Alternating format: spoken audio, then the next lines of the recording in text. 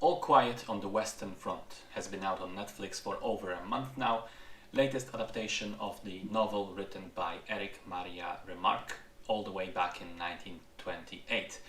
The book, which I have not read yet, despite it being considered a literary classic, has been adapted to screen twice before. First in 1930 with a film that ended up winning Best Picture that year. I have seen that one and I really liked it. And then in 1979 again with a version that I personally didn't see. This new one is reportedly the most expensive German production on Netflix, which is a strangely specific category, but hey, whatever. The film takes place in 1918 and across a couple of months shows the horrors of war as seen through the eyes of young German soldiers, beginning with the recruitment and the impassioned speeches made by teachers at school, encouraging them to go and fight for their country, through the trench warfare, which very quickly removes any sort of innocence that they may have had, and into the final days of war right before the armistice on November 11th. It also cuts back and forth between soldiers and the German delegation sent in November to France in order to discuss the peace conditions, which I thought was an interesting way of framing this story, because on the one hand, knowing that the soldiers are essentially dying in real time puts more urgency on the peace talks, and conversely, knowing that peace is days or even hours away, it makes what's going on back on the battlefield all the more tragic. Now, I have to say I really like this adaptation. I think it's a very good film. It is long, 2 hours 30 minutes, and it is very heavy, but it's one of those movies which feel really important as they make the audience realize and experience the true horrors of war and remove any sort of mysticism around it. I loved the cinematography, which for the most part felt very raw, cold and unrelenting, with the exception of one section where the soldiers get a momentary respite and chill on an occupied farm in France. That section has bits of sunlight, warmth and color and hope, really, only for all those things to quickly disappear again once we're back at war. I thought that the score was really well done too, very modern sound but also incredibly foreboding and tense.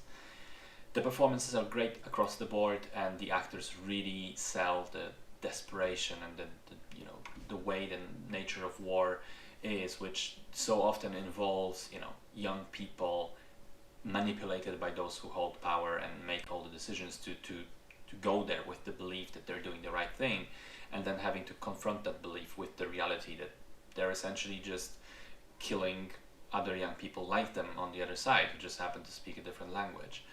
The film really drives home the point about the senselessness of war, especially this war, where millions of people ended up dying in what essentially ended up being battles over a couple of 100 meters of a muddy field, with the front lines never moving too much throughout the whole war.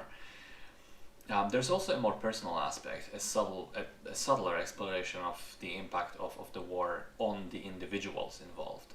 The way those soldiers change over time and react to things and behave is simply tragic in various ways. Also, I really felt that the last 15 minutes of the film is absolutely heartbreaking, with what ends up happening in minutes leading up to the armistice taking place, with the tiny exception of the fate of the main protagonist, which I thought that one scene was just a tiny little bit over the top, a little bit too much for me.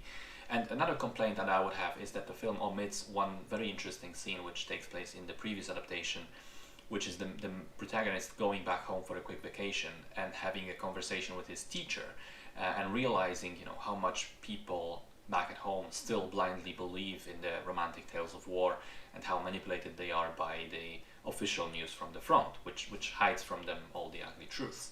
On the other hand, though, there is an interesting perspective that wasn't there in the original, or rather the first adaptation, put on how the end of the war and the soldiers returning back home, but also the unfavorable peace conditions may have been, or rather we know for a fact have been, an important factor in the subsequent rise to power of the Nazi Party in Germany and World War too as a consequence, which of course the previous adaptation didn't do because it was 1930. They didn't yet know where Germany was heading. So it's kind of a trade-off. We lose one interesting thing from the first adaptation, but we gain something else. All in all, I think it was a great film, really. As I said, tough to watch, but great nonetheless.